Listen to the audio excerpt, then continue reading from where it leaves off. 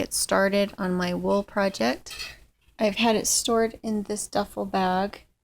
When you're storing wool, you want it to be able to breathe. You don't want it in hot, direct sunlight or in moist places. You want it to be in a dry area, and you want it to be able to breathe. The thing you need is lingerie bags, the kind that you put lingerie in to put into a regular clothing washing machine.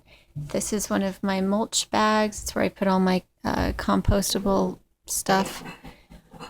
So as I go through, I'm going to get manageable amounts of wool, put them in the bags, and as I do so, I will pull out vegetable matter. Okay, so it would be straw, it would be anything that you wouldn't want to wear in a sweater.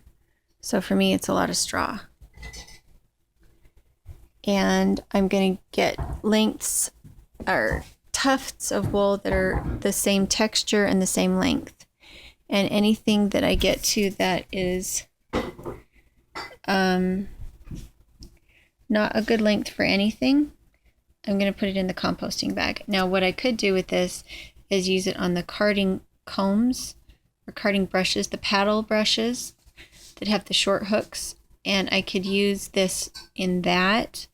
However, or I could use it as stuffing after I washed it. However, if I were to do that, I would get all of this kind of nastier, shorter, more crimpy, more manure-y wool and put it in the same bag and do it separately. The cleaner your wool is when you're washing it, the easier it is to get it clean, and it's just kind of, I'd love to be able to wash it out on the lawn so that I'm washing all the manure out onto the lawn, but it's really hard to do that because the water coming out of the hose is going to be really cold, and the water that the wool will have been sitting in will have warmed up. So it would be hard to do it out on the lawn and have the temperature of the water stay the same. When you're washing wool, what will kill your wool, what will make it felt on you, is agitation and extreme temperature swings from cold to hot to cold to hot. Those will all make your wool felt. And so I find it just easier to do it in the bathtub. Okay, this is the next part. I am going to fill the tub with lukewarm water, and I'm going to put in shampoo. I have tried dish soap, and what seems to really get it clean though is shampoo. So I'm going to fill the water up about halfway. I didn't have enough lingerie bags to fill all of the bags with wool, so I always fill my water up first.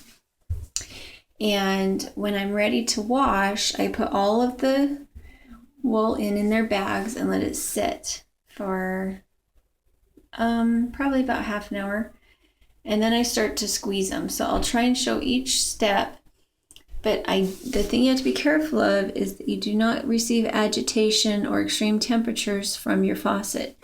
Once I have the wool in here, every time I rinse, I get the bags and I push them to the back to here, and I hold them with one hand while I let the water drain out. And once the water drains out, I feel the temperature that the wool is. And that's what the temperature is that I turn the water to, and then I continue to hold the bags back while it fills from here and goes like this, because you don't want agitation from the water coming in. And so I'm going to get started on that, and then I will show you from there. This is what the water will look like after it's been sitting for just a little bit. It'll be kind of like strong tea or weak coffee colored. This is just the lid to my shampoo. And so the more you squeeze it, the more nasty comes out. Or I guess I'm not squeezing. I am pressing. You do not want to cause friction between the fibers. So you just press. And take note of what the temperature is.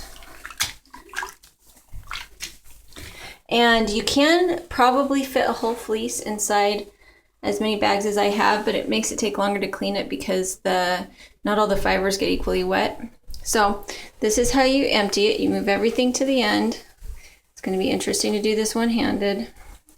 Pull the plug. The other thing that helps with this is if you don't put it in mesh bags, then any vegetable matter that you have in here goes down your drain. So it gets stuck. Vegetable matter would be hay, and straw.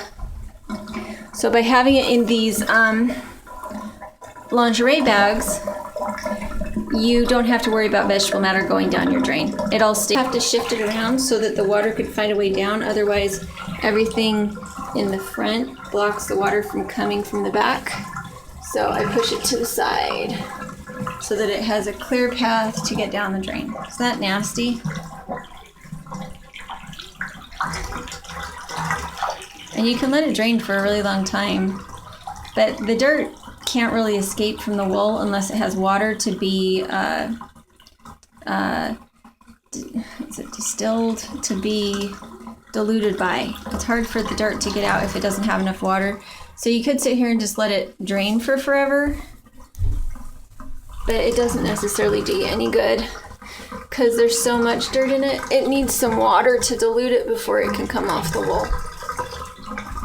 A little bit to the point where I want it. And try to get it there quickly. That's a cold spot.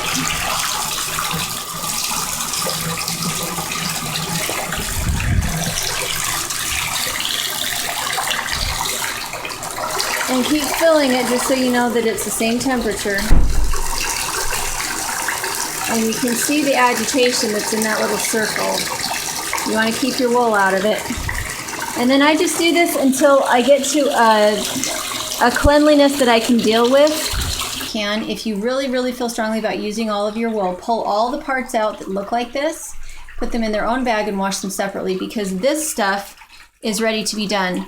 This is what the water looks like after the first rinse. I had a couple spots like this that I didn't see that I'd missed, or I was feeling enthusiastic when I sorted and thought I could wash through it. But so now I've pulled them out, which means that all the rest of this wool is clean now. And by sticking them up there and letting them drip on the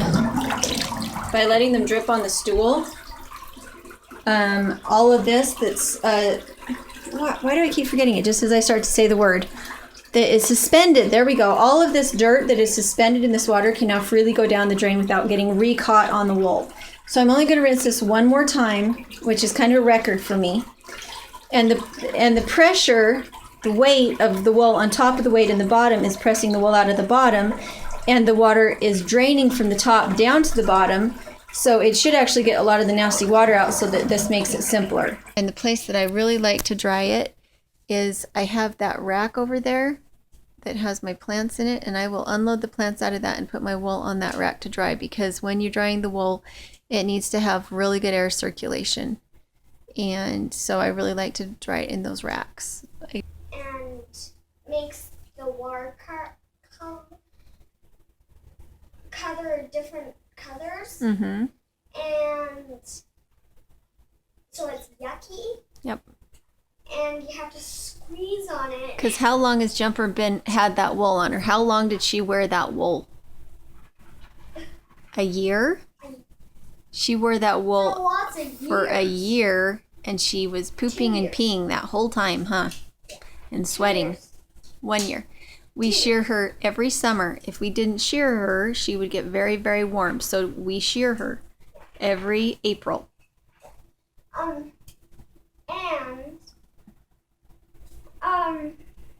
You have to do this and this and this with your knuckles on the wool so it gets all the manure out. Yep.